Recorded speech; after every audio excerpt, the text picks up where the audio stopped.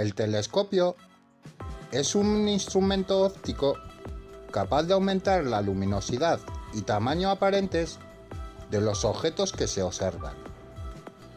Las raíces de su nombre, tele, lejos, y escopio, observar, lo definen perfectamente. Uno de los primeros científicos en usar un telescopio de una cierta calidad óptica con finalidades astronómicas fue Galileo Galilei alrededor del año 1609. Y aunque se le ha considerado el inventor de este instrumento, se sabe que en las décadas anteriores se fabricaban y usaban instrumentos similares al de Galileo en varios países de Europa, entre ellos España.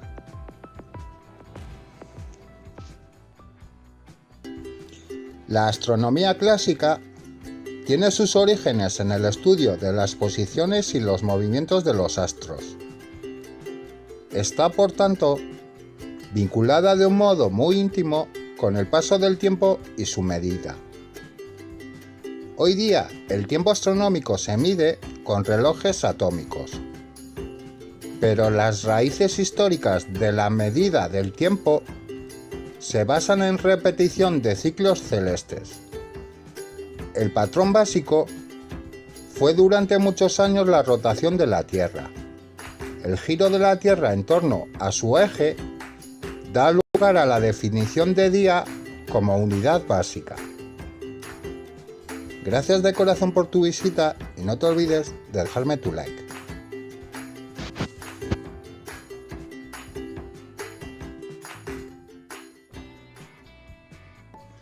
La Tierra es el tercer planeta del sistema solar por distancia a nuestra estrella, el Sol, y también es el hogar de la especie humana. La Tierra traza una órbita levemente elíptica en un año y gira sobre su propio eje una vez cada 24 horas. La atmósfera de la Tierra está compuesta fundamentalmente por nitrógeno y oxígeno, gases que proceden de su inmensa mayoría de la actividad biológica. El planeta es activo geológicamente y presenta movimientos de la corteza explicados mediante la teoría de la tectónica de placas. Gracias de corazón por tu visita.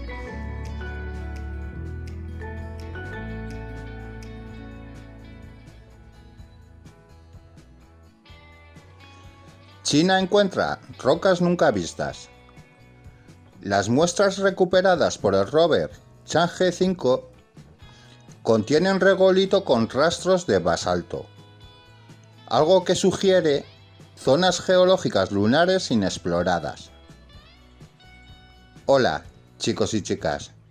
Bienvenidos al canal Astronomía y Cosmología. A pesar de que es el único mundo diferente a la Tierra que el ser humano ha pisado con sus propios pies, la Luna sigue guardando secretos, al menos a tenor de las muestras recogidas por el rover chino Chang'e 5, unos restos que volvieron a nuestro planeta en diciembre del año 2020 y que siguen dando sorpresas. De momento, se han identificado hasta 7 tipos diferentes de roca entre los casi 2 kilos de regolito formado hace 2.000 millones de años. Los investigadores chinos acaban de descubrir que en una de las rocas es un tipo de basalto lunar completamente nuevo, creado en un momento en que la Luna todavía está volcánicamente activa. Se trata del regolito más joven que se ha traído de la Luna hasta el momento, lo que brinda a los expertos una ventana a un periodo de tiempo diferente y reúne la pieza de un periodo tumultuoso de la historia de nuestra vecina. Los 7 tipos de roca enumerados en un estudio se consideran exóticos y se cree que llegaron a su lugar de aterrizaje actual desde otro lugar. En una unidad geológica tan joven, una amplia gama de componentes de la corteza de diversas fuentes serían transportados al sitio de aterrizaje de Chang'e 5 por los últimos procesos superficiales en el curso de la Luna. Es decir, que los restos recogidos por el rover no se formaron allí, sino que fueron transportados por algún tipo de mecanismo geológico. Los investigadores tamizaron unas 3.000 partículas de menos de 2 milímetros de tamaño, y allí buscaban pruebas de cráteres de impacto y actividad volcánica pasada, de la misma forma que se busca en las rocas ígneas terrestres. 3 de los fragmentos se destacaron por mostrar características petrológicas y de composición inusuales. El fragmento vitrófico, con alto contenido de titanio, tiene una mineralogía que no hemos visto antes en la Luna y probablemente representa un nuevo tipo de roca lunar. De momento continúan las investigaciones, así que tendremos que esperar. Como siempre, quiero darte las gracias de corazón por tu visita. Y si has llegado hasta aquí, déjame tu like y si te gusta el canal, suscríbete. Gracias de corazón. Y si tienes cualquier duda, pónmela en un comentario. Te prometo que yo te la responderé.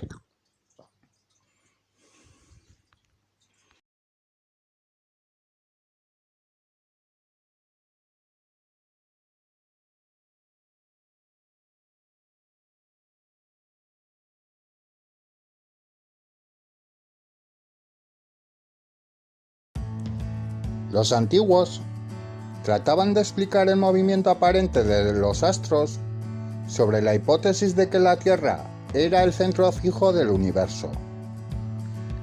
Esta teoría, denominada geocéntrica, fue formulada por Aristóteles, completada y ratificada por Ptolomeo, y a pesar de contar con detractores, se consideró de manera generalizada como correcta.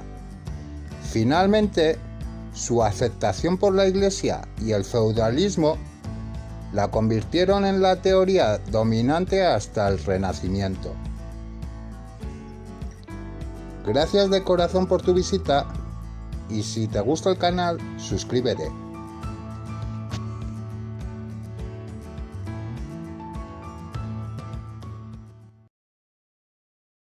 El Sol es una de las 200.000 millones de estrellas que hay en nuestra galaxia. Dista a unos 27.000 años luz del centro galáctico y nació hace 4.650 millones de años a partir de una nube de material interestelar en un proceso que dio forma a la vez a todo el sistema solar. Se encuentra en la mitad de su vida estable y dentro de un tiempo similar se convertirá en una gigante roja y posteriormente en una nebulosa planetaria con una enana blanca en su interior. La Tierra orbita a su alrededor a una distancia de unos 150 millones de kilómetros. Gracias de corazón por tu visita.